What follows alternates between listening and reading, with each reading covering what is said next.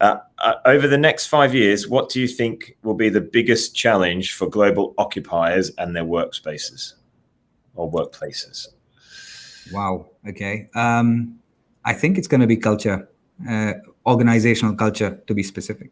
So a lot of what we've done as workplace designers, consultants, strategists, brokers, project managers all together is to attach the workplace with organizational cultures, right? So we hear the usual examples of, oh, we're going to build a workplace like Google, right? Because that's one of the first movers in activity-based or flexible spaces. I think with what the pandemic has done, it has proven that you can still sustain some level of flexibility or working outside of a traditional workspace and still stay productive. The question is twofold. One is, can you sustain that? B, the cohesion of the organization that we're so used to, how do you keep that on, right? And that's where I think the biggest challenge is. Bear in mind, we're all either selling or managing teams or managing businesses, and we've learned all that before 2019, right? With somebody in front of us, handshakes, and all those things really make a lot of difference. Now we're sitting across a screen, and I personally feel a lot of people struggle with that, with getting the same level of speed in getting things done.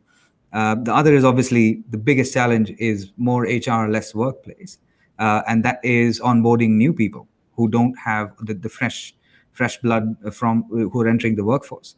So overall, without the place and whatever we all have attached to that place or being certain new modulation, how can we keep the organization cohesive would be the big one.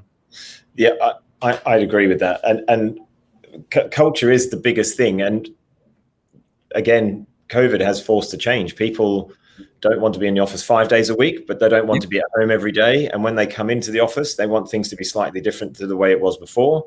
And I think everyone's learning on the fly. I run a working group for people who are customers and who aren't. There's a lot of big companies on there, and they're still trying to figure it out, right? What is the right thing to do? I think people are going to have to fast fail things.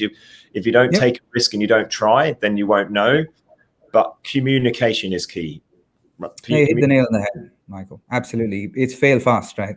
One of the things we were discussing recently with our research guys was, there is no one solution that's going to fit even one company at this stage, right? That solution depends on how the pandemic finishes up. It's getting there, I understand, but it's still not over, right? So the solutions and companies can't sit on that decision for very long. So it's failing fast, but not being afraid to try new things and make sure technology is at the base of it. You can collect a lot of data while doing it, have solutions like yourselves giving you a true picture of what's, whether your ideas actually worked or didn't work is, I think, super critical. Yeah. We've got some customers and people who aren't customers on the working group, and some of them in different regions need different things. So in APAC, I know a lot about it. A lot of people are talking about not the meeting room booking or desk booking things, but it's about how clean is the office. Has the desk been sterilized? Has the floor been cleaned? That's a lot bigger in APAC than it is in the UK and in Europe. And in the US, it's about safety. US is about, are we over occupying? Are there too many people in that space? So if you're a global company, you've got to think of all the different component parts. In APAC, it's about hygiene and cleanliness. In the UK, it's kind of a mix of both, but it's more about occupancy and capacity. And actually, I tell you, UK, actually, what is coming up is indoor air quality. Yeah. How good is the indoor air quality? Because of COVID, and I've said this on previous rambles, so apologies for those who've heard that and hearing me repeat it. Everyone's become an indoor air quality expert overnight. No one knew what air quality was before COVID. Yeah. So that's a big piece. And big companies need to pull all of their teams together to get the voice of everyone. Unfortunately, you can't please all of the people all the time, right? That's just saying. My first boss as an apprentice electrician, that's the first thing he said to me is, Mick, don't try and please everyone all the time, or else you're going to piss someone off at some point. So I try and make that not my wife. But that is key. But like you say, you people have to try things. They can't do what people have done during COVID, and we've seen this on the other side, is do nothing. Or we're going back to the office. We need everything put in immediately.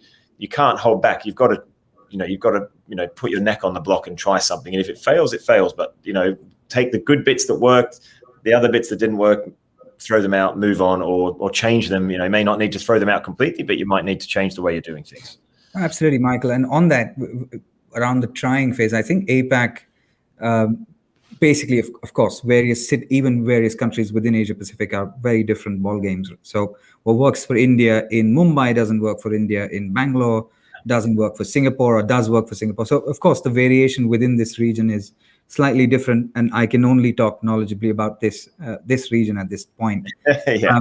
But as you've spent a lot of time in Asia, Michael, the trying and failing fast piece is one has to be smart about the pilots, right? So just because regional leadership sits in Singapore or Hong Kong, let's not just pilot everything in Hong Kong, right? Let's also get India and China in, let's get Australia in. So those countries, of course, as you said, the same metrics don't apply. One of these, I read this on two things on a public report produced by our competitor on per capita square foot in each city, in each big city in Asia. And the difference is massive, right? So Hong Kong and Mumbai, very different stories to Melbourne and Sydney, right? Yeah. So Yes. those make a decision on, do I want to go back to the office or not, right? And that obviously drives a lot of these pilots and so on and so forth.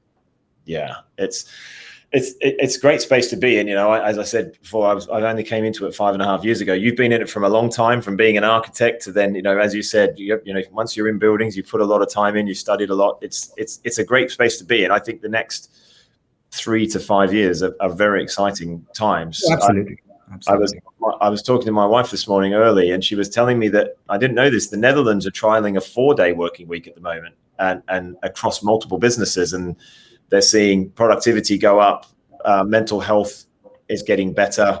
Yep. So that's a big leap, right? 4-day week. I'd love that personally, but I'd love that too. So what I've learned, again with a joke, if I take a day off in a week, it's not a shorter week, it's a compressed week. So, yes. So far, I think everybody gets a 4-day, or no one gets a 4-day.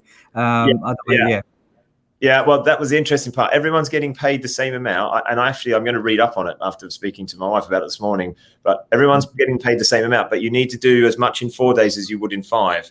So figuring out how you strike that balance will be tricky. But again, a great place to be, lots of stuff to do over the next few years. And it's very exciting times. Very indeed, exciting. Michael. And I seem to have made the right choice sticking to buildings. Yes, you have indeed. You have indeed. Awesome. And I will be getting to APAC at some point when I can actually fly and go places, because looking forward to it. We've got customers in India, and we've got some new customers potentially in Hong Kong in the very near future. So I'll drop by Singapore on the way in or the way out, Samarth, and we'll definitely have to catch up. Absolutely. Hopefully it's Wan Chai, or somewhere near the main Hong Kong island. We'll make it Wan Chai. We'll put a pin in it, and we'll make it Wan Chai. Oh, absolutely, Michael. I'm kidding. Singapore, absolutely. Look forward to catching up. But if there are any other questions, happy to respond. We haven't had any more come in. Samarth, thank you very much for your time. It's been a pleasure having you on, and a pleasure meeting you. We will catch up soon, I'm sure. So thank you for coming on.